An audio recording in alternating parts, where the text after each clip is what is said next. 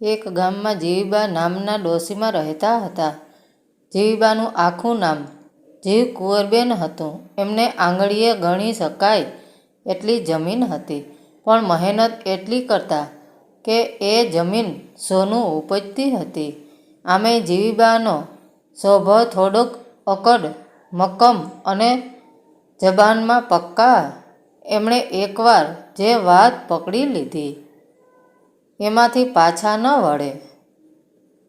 જીવીબાને એક જ દીકરી હતી. નામ એનું હીર. હીર એટલે જાણે ધરતી પર ઉતરેલી લક્ષ્મી. હીર ભણવામાં ખૂબ તેજ હતી. 10 વર્ષ પહેલાં હીર હજી નાની હતી ત્યારે જ એના બાપુ કરશનભાઈ ગામ મૂકીને ક્યાંક ચાલ્યા ગયા હતા. કોઈએ પૂછ્યું તો જીવીબાએ એટલું જ કહ્યું કે એ મારો ધણી નહોતો, એ તો મારો વેરી હતો. એનું નામ પણ હવે આ ઘરમાં લેવાશે નહીં. હકીકત એ હતી કે કરશનભાઈએ એક ધંધા માટે ગામના શાહુકાર પાસેથી મોટી રકમનું દેવું કર્યું હતું. ધંધો ભાંગી પડ્યો અને દેવું ચૂકવી ન શકવાને કારણે શાહુકાર આખી જમીન લઈ ગયો. શરમ અને અપરાધની ભાવનાથી કરશનભાઈ જીવીબાની સામે મોં બતાવ્યા વગર જ ગામ છોડીને ચાલ્યા ગયા હતા.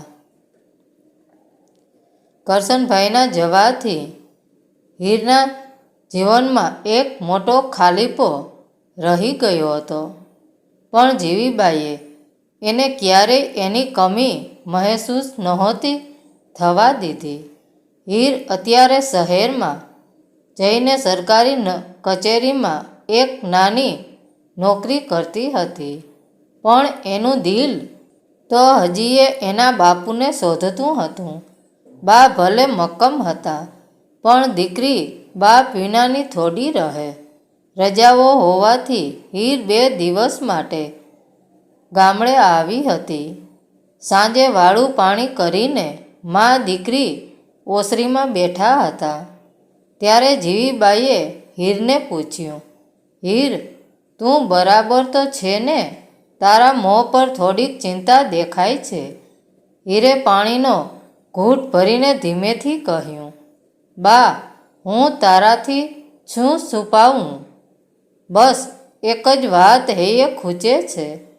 બાપુ ક્યાં હશે?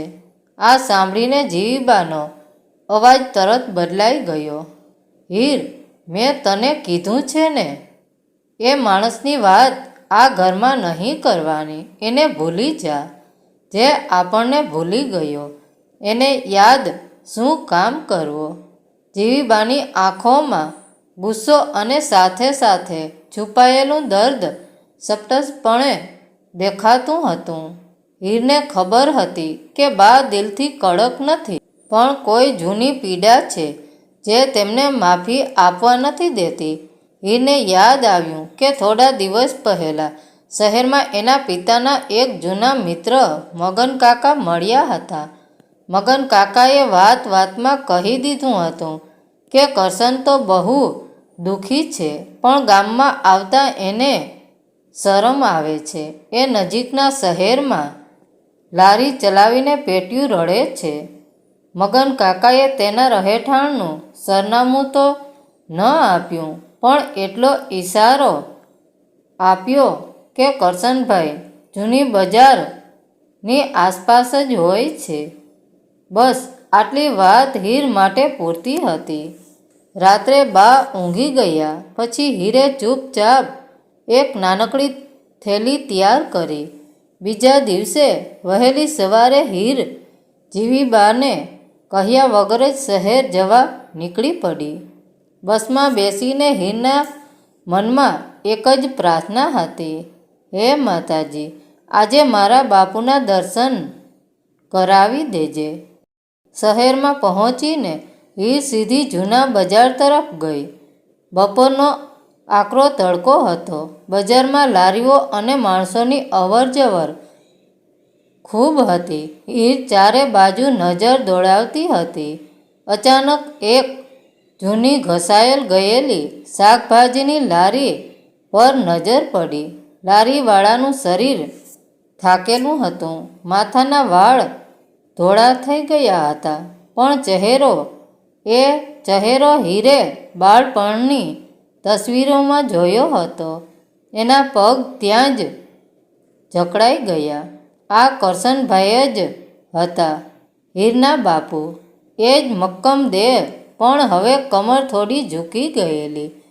કરશનભાઈ લારી પર બેસીને એક ગ્રાહકને શાકભાજી તોડી આપતા હતા. ગ્રાહક પૈસા આપીને ગયો. પછી કરશનભાઈએ આંખ લૂછી અને થાક ખાવા લારીની બાજુમાં બેઠા. એ જ વખતે તેમની નજર સામે ઊભેલી એક યુવાન છોકરી પર પડી. કરશનભાઈએ ધ્યાનથી જોયું. એ યુવાન છોકરીના મોં પર એમને પોતાની જીવીની ઝલક દેખાઈ. એમના હૈયામાં ફાળ પડી. પછી એમને હીરને ઓળખી. મારી દીકરી, મારી હીર. શરમ અને અપરાધની ભાવનાથી કરશનભાઈનું માથું નીચું નમી ગયું. એમણે તરત જ મોં ફેરવી લીધું અને લારીની પાછળ સંતાઈ જવાનો પ્રયત્ન કર્યો, જાણે કે કોઈ મોટો ગુનો પકડાઈ ગયો હોય. પણ હીર તો એમને જોતી જ રહી. દીકરીના નેહની સામે પિતાની શરમ હારી ગઈ હતી. હીર ધીમેકથી લારી પાસે જઈને ઊભી રહી. આંખોમાં આંસુ ભરીને અને મમતાથી બોલી, બાપુ.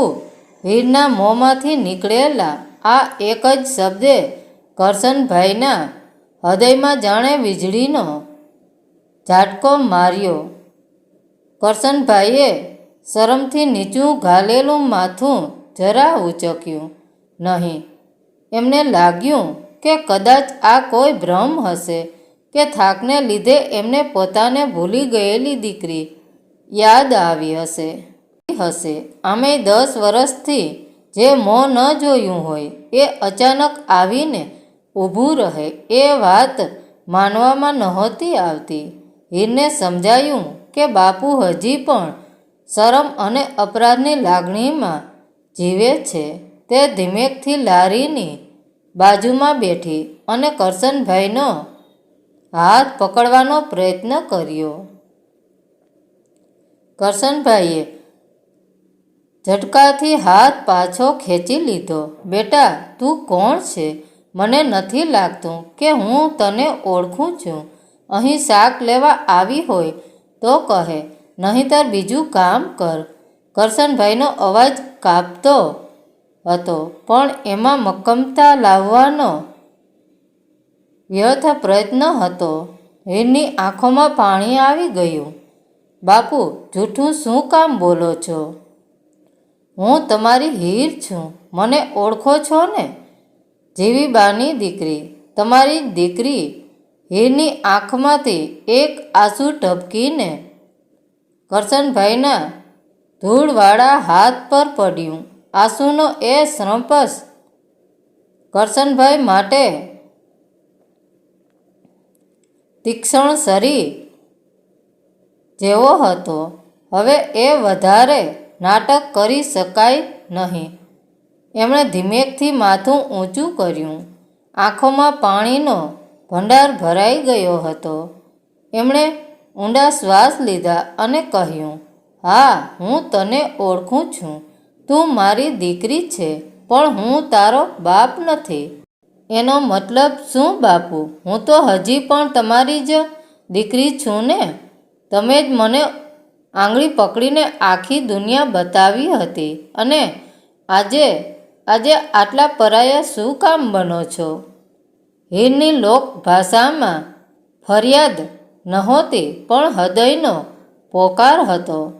કરશનભાઈએ સામે પડેલું પ્લાસ્ટિકનું ઢાંકણું લઈ લીધું અને પોતાની લારી ઢાંકવા માંડ્યા, જાણે કે એમણે બજાર બંધ કરીને ક્યાંક દૂર જતું રહેવું હોય. બેટા, તારી બાને ખબર પડશે તો શું થશે? તેણે મને ઘર અને ગામ છોડવાનો હુકમ કર્યો હતો, અને મેં એમની મરજીનું પાલન કર્યું. મેં તને 10 વર્ષ પહેલાં છોડી દીધી હતી. હવે તારા જીવનમાં પાછો આવીને હું તને દુઃખી નહીં કરું. હીર ઉતાવળથી ઊભી થઈ ગઈ અને કરશનભાઈનો હાથ પકડીને કહ્યું, બાપુ, મારી બા તો તમને યાદ પણ નથી કરતી, પણ મારો ખાલીપો જુઓ. મારે તો બાપ જોઈએ ને. તમે કેમ સમજી નથી શકતા? હું સરકારી નોકરી કરું છું. બાને કોઈ વાતની કમી નથી, પણ ઘરમાં બાપનું ખાલીપણું કોઈ પણ નોકરી પૂરી શકે એમ નથી. કરશનભાઈની આંખોમાંથી પણ હવે આંસુ વહી રહ્યા હતા. લારી પર બેઠેલા એ માણસની આજુબાજુનું બજાર, ગ્રાહકો, અવાજ બધું જ જાણે ગાયબ થઈ ગયું હતું. ત્યાર માત્ર એક બાપ અને એક દીકરી જ હતા. તારી બા મને ક્યારે માફ નહીં કરે બેટા. મેં એમનું ઘર ગુમાવ્યું, એમની ઇજ્જત ગુમાવી. મેં સાહુકાર પાસેથી પૈસા લઈને જે જુગાર રમ્યો એમાં મારું બધું જ લૂંટાઈ ગયું. તારી બા ક્યારેય ભૂલી શકે એમ નથી. કરશનભાઈએ પોતાના દુઃખનું મૂળ કારણ પહેલી વાર હીરને જણાવ્યું. હીરે સાંભળ્યું. બાની અકડ પાછળનું દર્દ એને આજે સમજાયું, પણ એનાથી પિતા પ્રત્યેનો સ્નેહ ઓછો ન થયો. બાપુ, ભૂતકાળને પકડી રાખવાથી શું મળશે? હું તમને લેવા આવી છું. ચાલો મારી સાથે. કરશનભાઈએ ના પાડી. ના બેટા, એ ઘર હવે મારું નથી. હું આ લારી પર સારી રીતે જીવું છું. તું જા. તારી બાને તકલીફ ન થવી જોઈએ. હીર પણ મક્કમ હતી. તમે નહીં ચાલો તો હું પણ અહીં જ રહીશ. હું તમારો પીછો નહીં છોડું. બાપુ, હું પણ જીવી બાની જ દીકરી છું અને મારો સ્વભાવ પણ એમના જેવો જ છે. દીકરીની આંખોમાં રહેલો નિર્દોષ સ્નેહ અને મક્કમતા જોઈને કરશનભાઈ વધારે ના પાડી શક્યા નહીં. એમણે લાચારીથી કહ્યું, તારી બાને મેં કીધું હતું કે મારો પડછાયો પણ હવે એના ઘર પર નહીં પડે. જો હું આવીશ તો એ મને સહન નહીં કરી શકે. હીરે તરત જ પોતાનો ફોન કાઢ્યો અને ગામના મગનકાકાને ફોન કર્યો. મગનકાકા કરશનભાઈના જૂના મિત્ર હોવાથી હીર જાણતી હતી કે તેઓ જીવીબાને સમજાવી શકશે.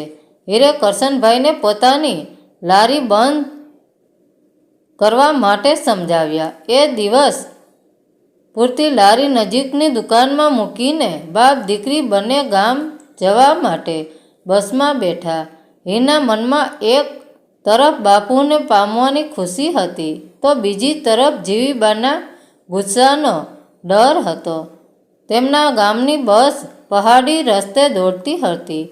કરશનભાઈ બસની બારી બહાર જોતા હતા, પણ એમની આંખોમાં બહારનું દ્રશ્ય નહોતું, પણ 10 વર્ષ પહેલાં ગુમાવેલા ઘરની અને પત્નીના ગુસ્સાની તસવીરો હતી. બાજુમાં બેઠેલી હીર એક તરફ શાંતિ અનુભવતી હતી કે એના બાપુ હવે એની સાથે જ છે, તો બીજી તરફ જીવીબાના ઉગ્ર સ્વભાવનો વિચાર કરીને ડરતી હતી. ગામના પાદરે ઉતરીને બાપ દીકરી ચાલતા ઘર તરફ વળ્યા.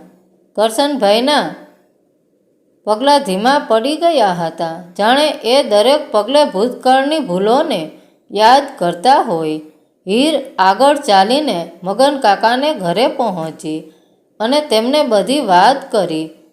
મગનકાકાએ તરત જ સહકાર આપ્યો. હીર, તું ચિંતા ન કર. જીવીને સમજાવવું થોડું મુશ્કેલ છે, પણ એનું દિલ પાણાનું નથી. બાપ દીકરીનો નેહ એને પીગળાવશે. તું પહેલાં તારા બાપુને તારા ઘરની ઓસરીમાં બેસાડ. હું આવું છું. મગનકાકાએ હિંમત આપી. હીર કરશનભાઈને લઈને પોતાના ઘરના દરવાજે ઊભી રહી. દરવાજો અંદરથી બંધ હતો. હીરે ધીમેથી બારણું ખખડાવ્યું. અંદરથી જીવીબાનો અવાજ આવ્યો. કોણ છે? બા, હું હીર. દરવાજો ખોલો ને.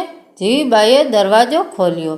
એમને હીરને જોઈને રાહત થઈ, પણ એમની નજર જ્યારે હીરની પાછળ ઊભેલા એક થાકેલા અને વયવૃદ્ધ માણસ પર પડી, ત્યારે એમની આંખો ગુસ્સાથી લાલઘૂમ થઈ ગઈ. જીવીબાના મોંમાંથી શબ્દો નીકળતા નહોતા. એમનું શરીર તંગ થઈ ગયું હતું. કરશનભાઈએ સામે જોઈને ધીમેથી કહ્યું, જીવી, ચૂપ. તારી એ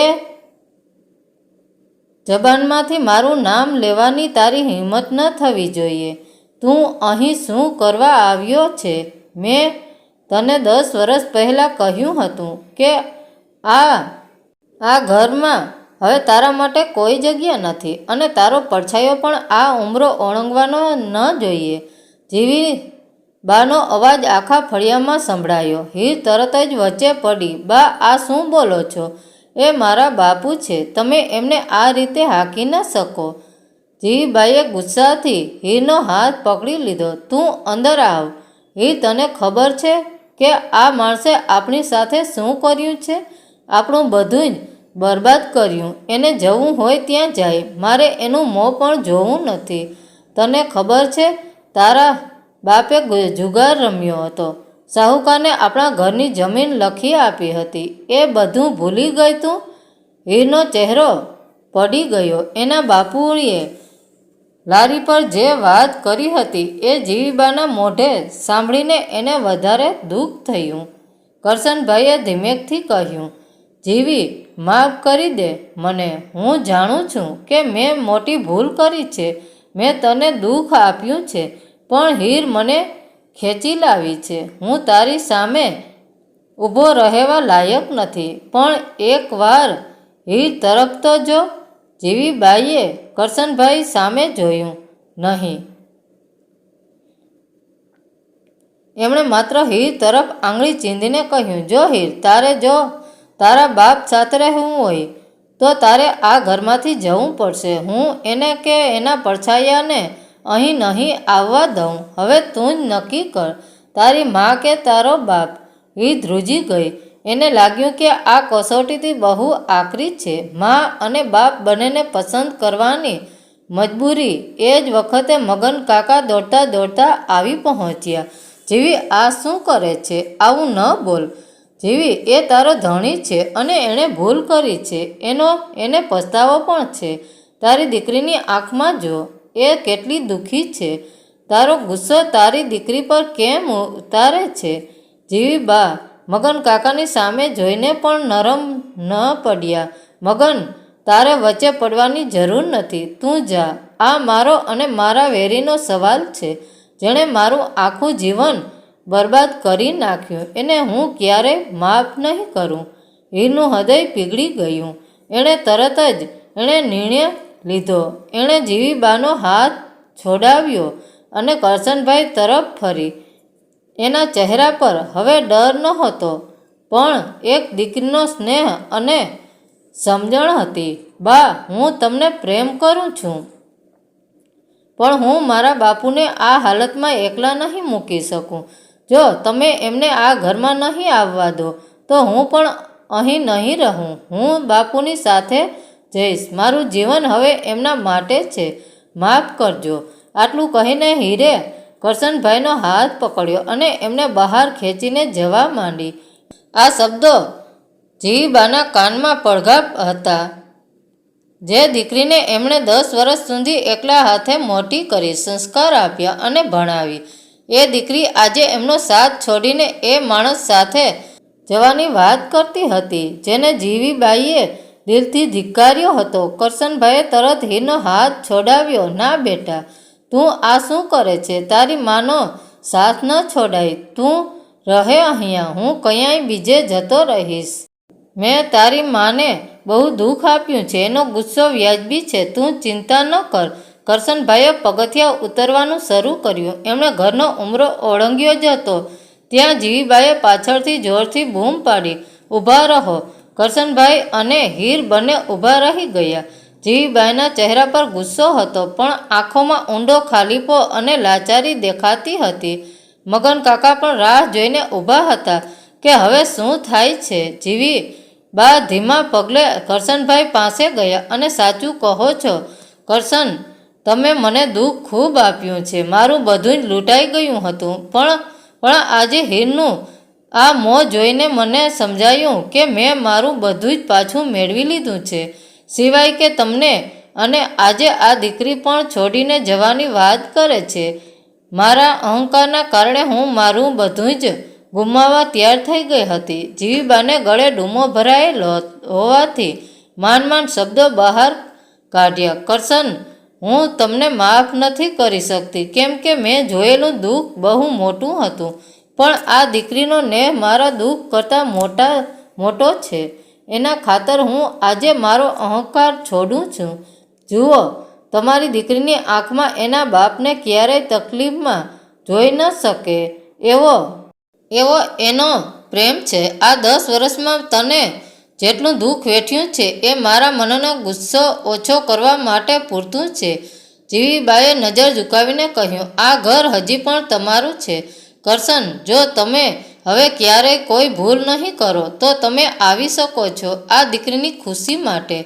કરશનભાઈની આંખોમાં આ અણધારી માફી જોઈને આંસુ આવી ગયા. એ પોતાના પગ પર ઊભા ન રહી શક્યા અને જમીન પર બેસી ગયા. જીવી, હું તારો અને દીકરીનો અપરાધી છું. હું ક્યારેય તને કે હીરને દુઃખી નહીં કરું. મને એક મોકો આપ. હીર આ દ્રશ્ય જોઈને દોડી આવી અને મા બાપ બંનેને ગળે લાગી. મગન કાકાની આંખોમાં પણ હરખના આંસુ આવી ગયા. એમણે જીવીબાને ખંભે હાથ મૂકીને કહ્યું, ભગવાનનું કામ કર્યું જીવી, હવે બધું સારું થઈ જશે.